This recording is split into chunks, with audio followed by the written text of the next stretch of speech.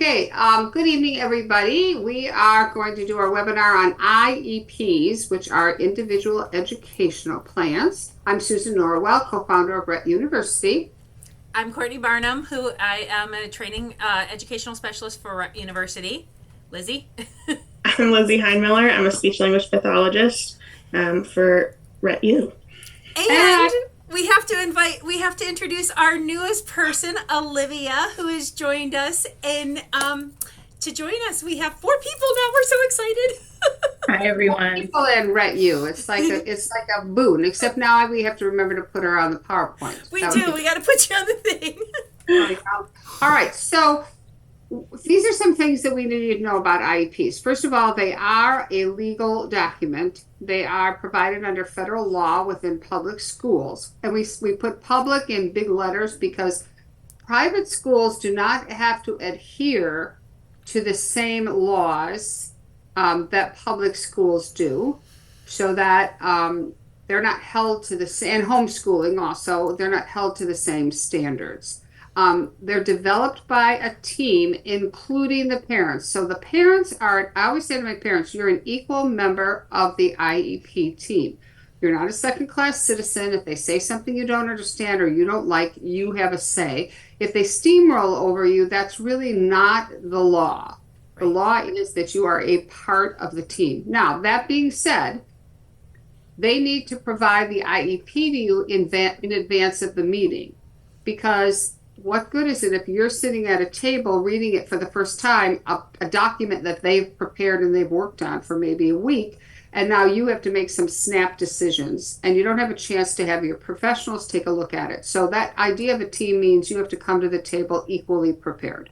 It is based on disability categories. Well, the IEP isn't based on the categories, but in the IEP, they will have what the disability category is that your child has been determined to be at, not the IEP. That's determined at the MDC, the time when they do the assessment. And every 3 years, kids are assessed, and you can change categories at that point in time, as it's usually tied to an assessment. It outlines goals and support services needed. The other thing that I forgot to add in here is accommodation. So we should talk about goals, but also we should talk about accommodations, and also the support services that are required or needed. Oh, I'm trying to turn this, and I have a feeling, everybody, that this is going to be like a 2-parter, because we have a lot of great questions and there's a lot of information, and we're going to try to get to as much as possible as tonight, but we may have to do a part 2 because there was a lot of great questions that you guys posted, so we wanted to make sure we're hitting everything. Yeah, and some of them are answered within the text that we're presenting tonight, and then we were planning on having a whole just question period where there's the Q word, but just the wrong one popped up. The question would just be like people throwing them out, and then we can just respond to them. So that would be great. And let me get rid of that thing. All right. So IEP teams usually include the teacher. That's a good thing if you have a teacher. A regular education teacher has to be a part of the meeting, because we always assume that there's going to be some inclusion, and they should be there. All the therapists, a district representative, which usually is called an LEA, and the parents. And all concerns and changes must be put in writing. And I think this is really important. If you're at a meeting and you are in disagreement with something they are recommending, or you want something added into their document that explains something about your child or something that you've noticed, you can say in the meeting, I need this put in the notes. I need this to be written.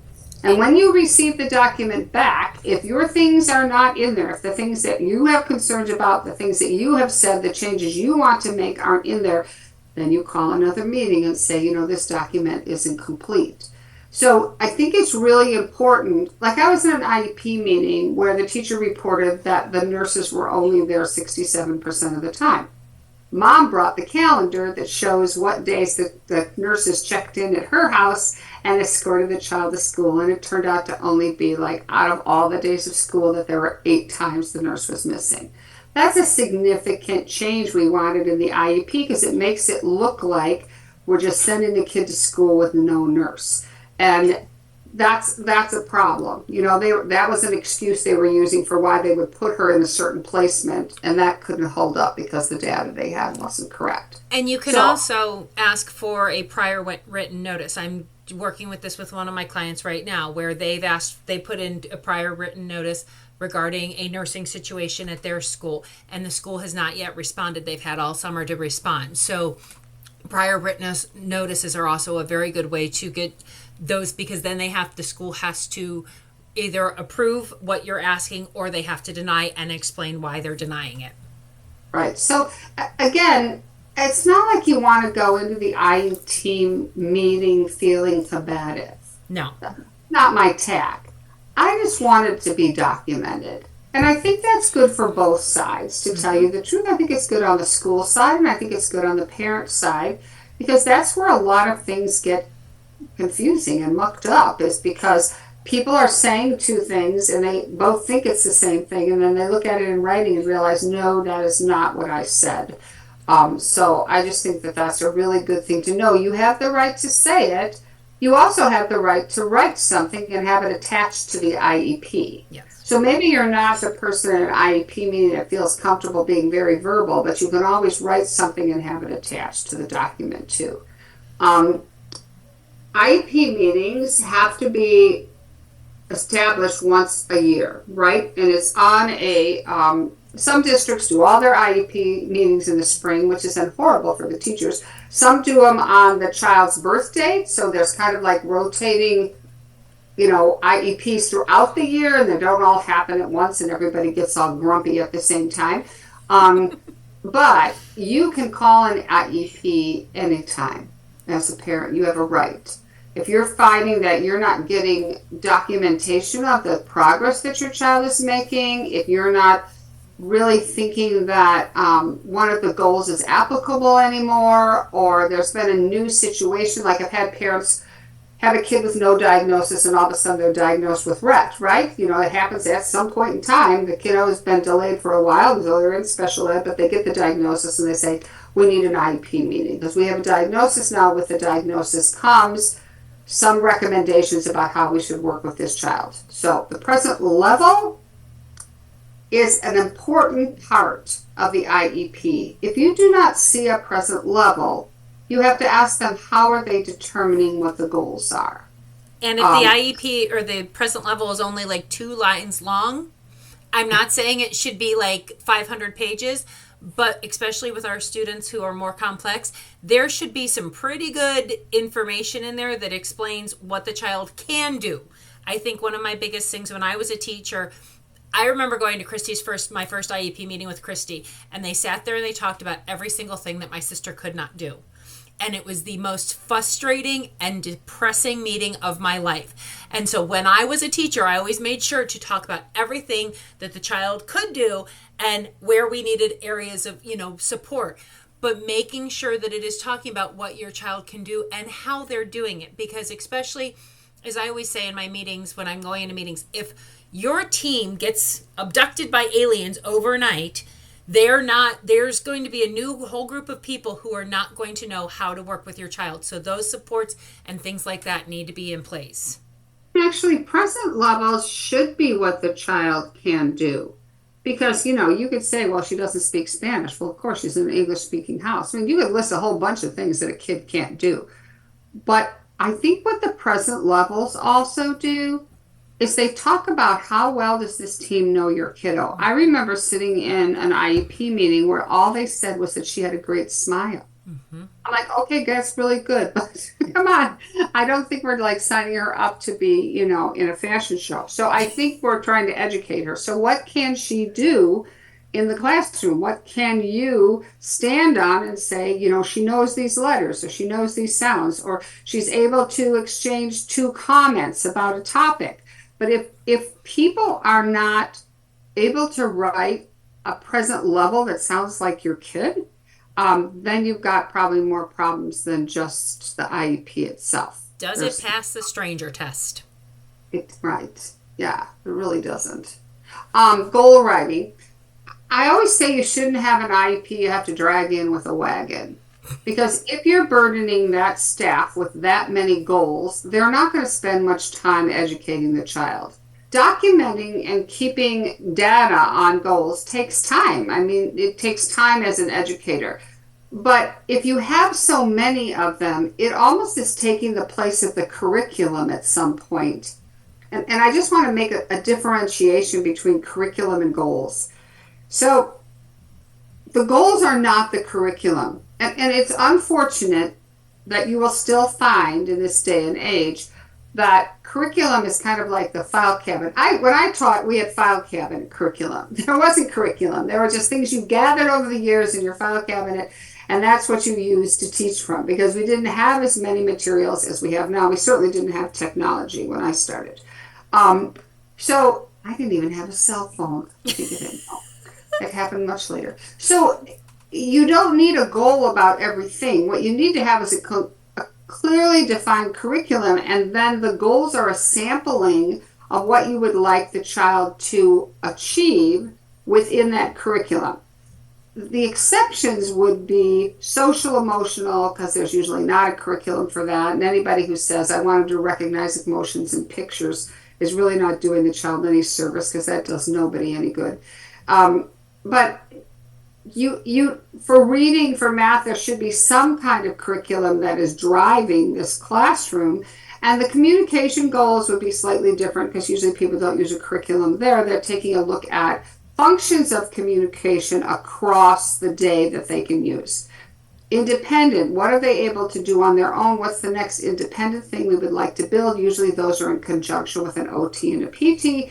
And then social emotional. Sometimes, if you're lucky, like I have some schools that have some really good social workers who are doing some great social groups with kids and bringing peers in, which is a wonderful thing. And they're so sensitive, I think, because of their training to picking up on nonverbal cues.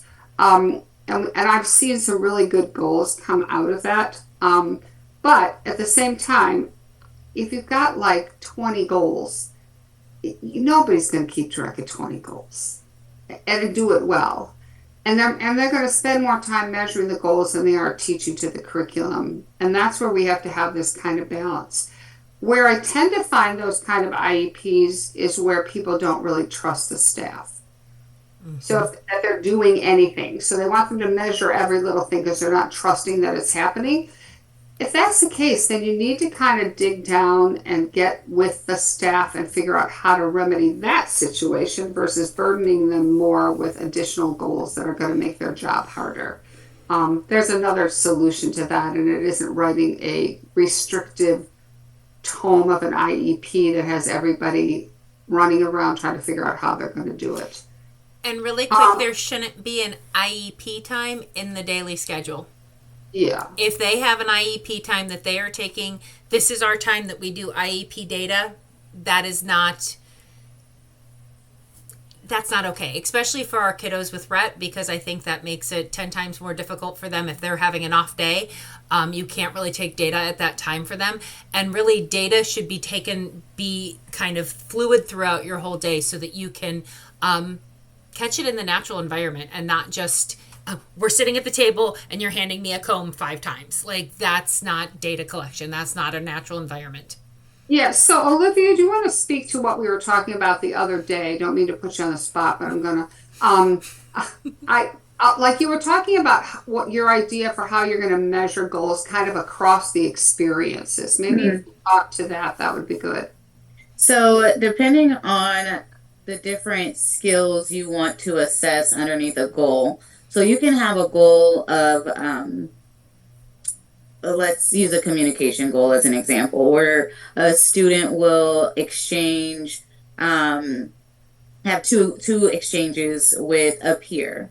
That can be measured in person, that can be measured over a text message, that can be measured over email, and it's up to the IEP team or whoever's collecting data to be very specific about through email with this type of supports, the student was able to send out, 2 out of 5, respond to 2 out of 5, communication requests and respond 2 out of 5 times. So, skills, IP objectives, and goals should not just be worked on with one specific set of materials, with one specific person for the entire duration of an IEP, because that goal will not be mastered. That goal will be mastered with that material and with that instructor or data collector.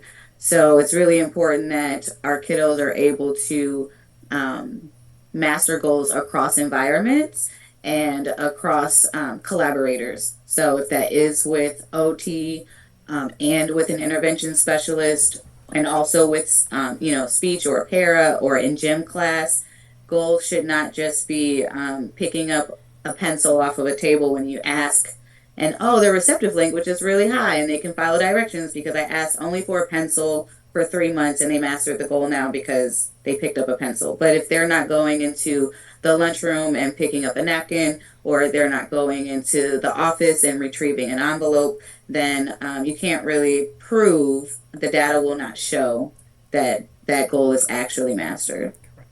Yeah, and I remember when I was in early childhood, and maybe because of HIPAA, this may not be allowed, but I had these high ceilings that had like a soffit. That's the word I'm looking for. I used to put the goals for each kid up there so that when we were working in every area of the room, everybody was conscious of what goals we were working towards, what objectives we were trying to meet.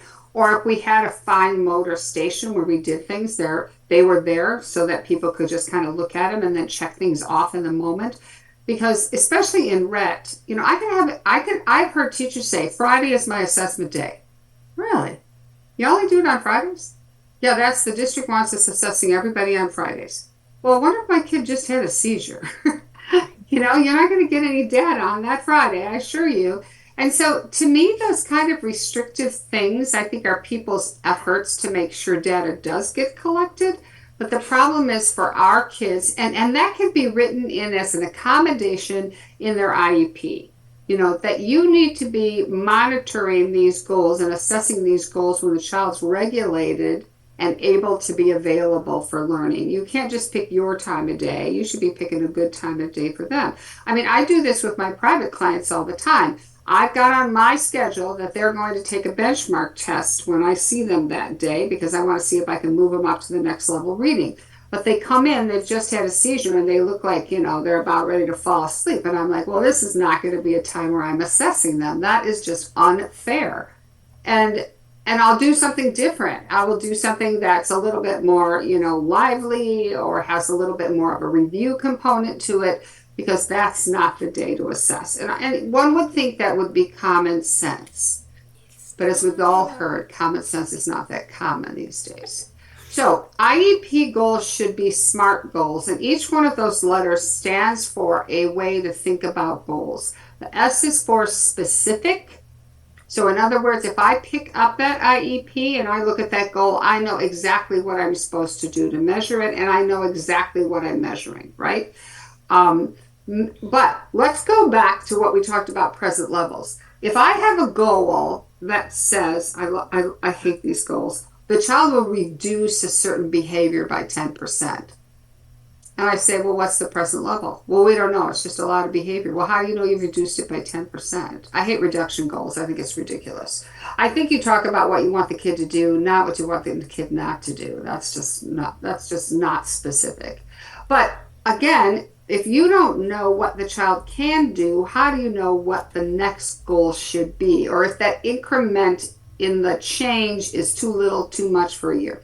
They should be measurable. Measurable means they're stated in such a way that I can see, not just surmise, not just figure out, but I can see that the goal is met, that the child is doing what I'm asking them to do. Achievable. I've had people say, I just saw an IEP this week for a kiddo with Rett, where they're going to have her write her name with a pencil. And I went, okay, so let's back up here and talk about Rett, and the thing that they probably use the least is their hands. So, and the OT in the room who was being trained, I was doing a training, the OT in the room went, oh, thank goodness, like this. She goes, I couldn't figure out how I was going to teach her how to write her name with a pencil. I said, well, that's because you can't. So that's not achievable. We have to think about what we're doing here. I've seen goals where, because they're in transition, they're going to have to wipe down a table. Sorry, you're going to have that kid doing it hand over hand from now until next Sukkot. And by the way, that's you doing the goal, not them. Yeah. Relevant. That I think is the one that we largely forget. Is this goal going to, or this objective, going to do anything meaningful for them and their life? So computation is a great example. Long division, a long division with a divisor of 3 digits. Really? Really? I don't know about you, but I don't do long division with three numbers being as the divider, right? Not the dividend. The dividend is the one in the box. I would use a calculator. Right. So or safety signs. I've had like girls with safety signs, and I'm like, I don't mean to be rude, but our kids cannot move themselves. A lot of our kids cannot move themselves. When are they ever going to need to identify safety signs? Like, they're right. always going to have somebody with them, and they're like, but it's very important. I'm like, that is not relevant to her life. The carer. Let's put it in the carer's IEP, right? Yeah. Can I add that IEP goals in thinking about what is relevant and specific, and I love SMART goals, they should not be based on what the teacher has taught in the past and the strategies that the teacher is used to using. Exactly. Because, sure, I have had kiddos that are mobile, independently mobile, that need to know what a stop sign looks like or an exit sign so they can exit a building if they need to.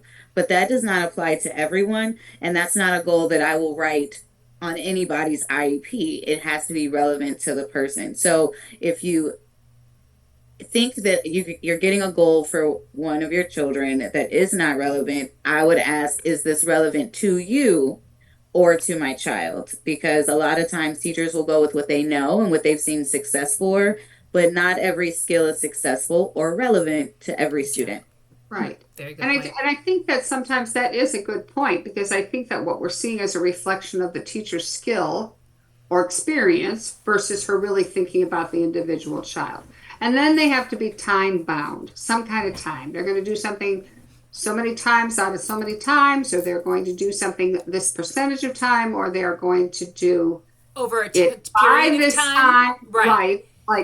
Like, so writing goals for say. my kids with Rett, I don't say they're going to do this in one sitting, because guess what? It takes a long time to write letter by letter.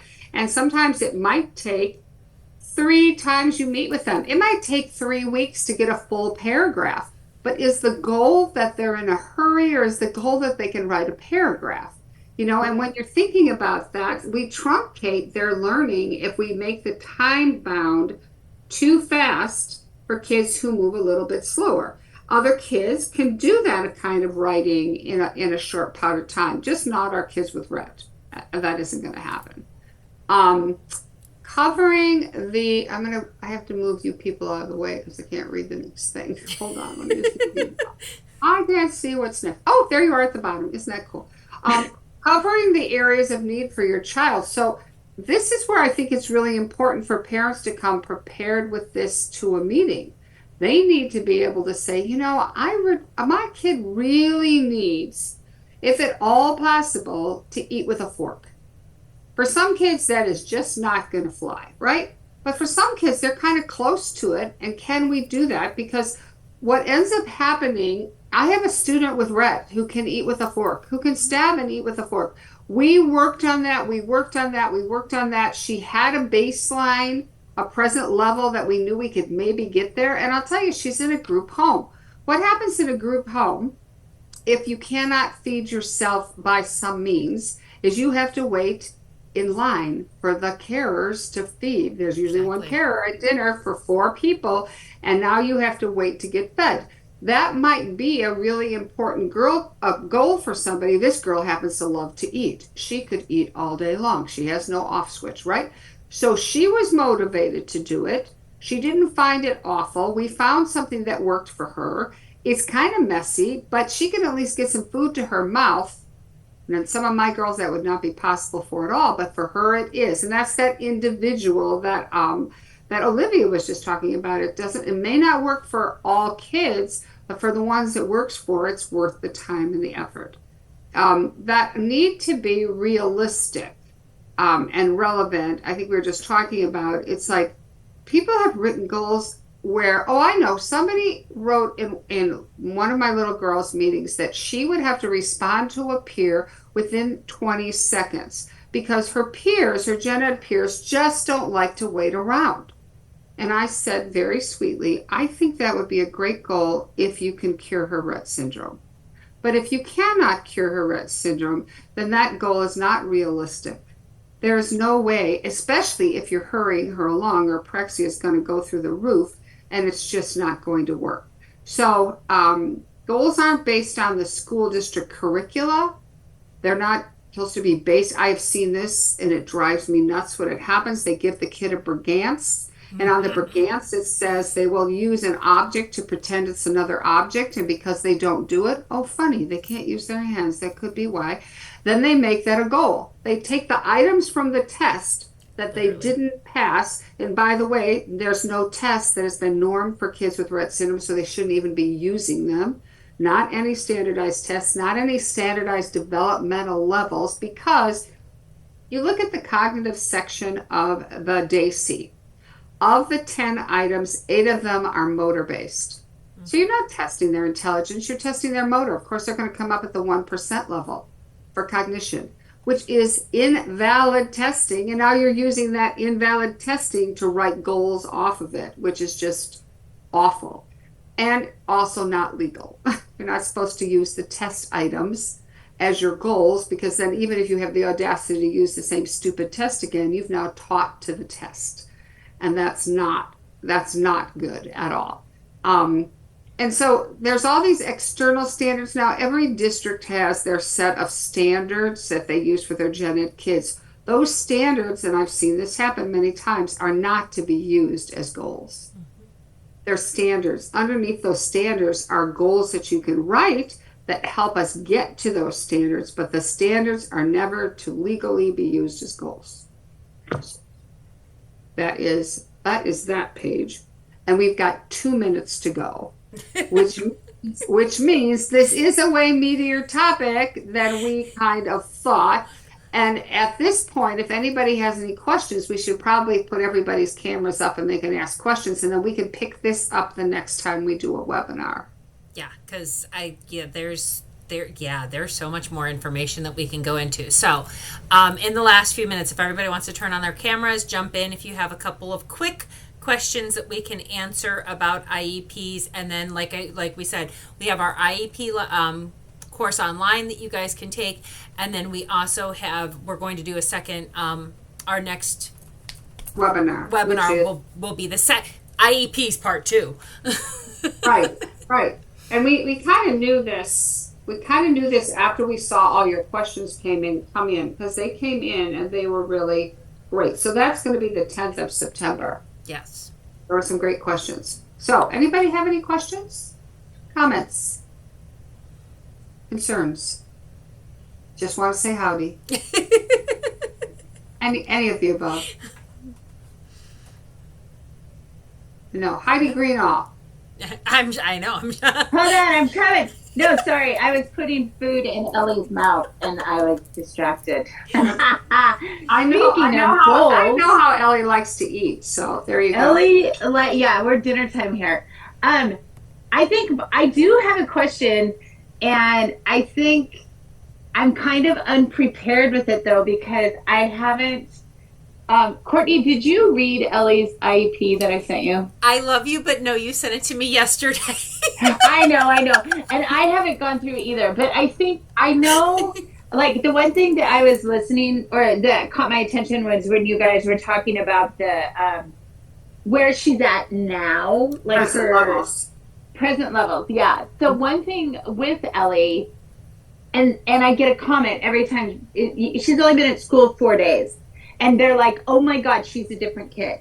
So I think, one, she's using her talker, or they're using it, right? They're using the device. And with, she's been on debut 4 years, and it's really helping her a lot also with that. So I feel like I I want to make sure that her IEP meeting will be coming up, and they do have to do a new assessment, like you were talking about. And Yeah. they are the one thing we have going for us right now is they are so excited because they feel like it's a new kid, right? Because So how much she's grown. can they delineate to you what they see as a difference? Because then you've got some Yes. present levels, Yes. you've got some present levels to stand on, and don't let them use any standardized tests because none of them are valid. And Yeah. And I always am very polite to the psychologist to say, you do understand that you could lose your license if you use an invalid measure on a child. oh, you mean when they do the assessment? Yeah. Yes. Yes. Okay, so at the assessment, they said there's a bunch of stuff that I have to answer questions for that they're going to send me. Okay, they're going to send you the BASC, most likely, which is Okay. a measurement of what her independent skills are. And again, if you look at the cognitive section, they're going to be motor based. Please don't fill it, say this doesn't apply to her cognition because she can't do any of these with her hand. Okay. And if you feel like everything it's going to do is no, no, no because she can't do it, then say this isn't an appropriate measure. It's not normed on kids with Rett syndrome, and it's going to point out all the things she can't do and not the things she can do. Okay, so then how do you go back? So how do you go back? Have you ever filled? Well, I mean, if I can't fill out all those things, like then what do I do? I just go back to them and say, "If this, we can't." This isn't valid. It's not normed on somebody who can't use their hands purposely because the cognition part has got all these motor-based items on it. And you say you need to use a dynamic assessment. Dynamic assessment is we're going to take a look at what she can do. We're going to document what she can do, and we're going to write descriptions of what she can do. So we have an assessment now that says not only what she can do, but how we get her to do it. So Okay. a little girl that both Courtney and Olivia and I have worked with, I went into her school and did a dynamic assessment. They said she couldn't do anything. Well, that's not really helpful when you're writing an IEP. And so I just did probes. What does she do when I read her a book? What does she do when I'm communicating with her and modeling? Does she instantaneously imitate what I'm doing, or does it take a few times so that I could talk about how long it took her and how many exposures she needed? What positions were best for her so that she stayed alert? What letters did she know? What kind of skills did she show when I was reading a book to her? Did she use her eye pointing to look at pictures? Did she answer questions, simple questions about the text? I mean, I did all of these things that were based on literacy skills, communication skills, and social skills. Videotaped the whole thing and then described each videotape. So then when it went into her documents, they could not only see what she could do, they could see how she was doing it because it would link to videos that we were taking at the time. Now that's a piece of information you could take it anywhere. She moved schools, they moved cities, they moved anywhere. You would have a lot of information about how the kid operated, which is really important in Rett, not just what they know, but how they do it and how can you elicit it from them. That helps move the ball forward. I did a dynamic for one of my clients 2 years ago, and every time they have a new person on on this child's staff, on her team, those people all watch those videos from the dynamic assessment I do because they now know how to work with her. The rigor of what she's doing and what she's doing has changed, but the way we work with her and those supports that we put in place, really, those are fairly. Well, you're consistent because if you keep the motor plan the same, then they have to use less cognitive energy to figure out what's going on. You can only do so much with your working memory. You've got to build some automaticity, and it's only through keeping the motor plan the same. So now you've got the motor plan of the yeses on one side, the no's on the other. So then you use it for answering questions with partner-assisted scan. Then guess what? You're doing it with writing. So now you're using the same motor plan, but the skill development is moving up, but they don't have to think, oh my gosh, how am I going to tell her that I want this one? Because it's so well established by the time you get to the harder stuff, the motor plan is so established, all they have to worry about now is what letter do I need to spell this word or this idea. So that's the kind of information that travels with a kiddo and makes for success. Because to tell you the truth, if somebody handed you a document that said this kid's cognition is at 1%, does that tell you what to do next? Nope. No. Just like if they give you a document that said the kid's IQ is 40, do you know what to do next? No. So that testing, which is invalid, by the way, doesn't really inform the instruction. So you need them to be thinking about a narrative to write about your daughter so that we have information that's going to help the team know what to do and how to do it. Are you working with the greenhouse now, Courtney? Yes, ma'am. Okay. She'll be your best advocate, Heidi. Oh yeah. Oh yeah. Not that you aren't, Susan, just so you know. We love you. I know. You're amazing. Yeah. Courtney just came to Courtney came to our house and then I stole her. So that's what happened. There you So go. I was gonna lock her in the basement, but that didn't work. I don't travel anymore. So Heidi, yeah. that's not funny because I'm in the middle of watching you, and I don't know if you've watched that show, but he had a locker in the basement, so. I know, but I did try to get you down there, but it didn't work. So that's okay.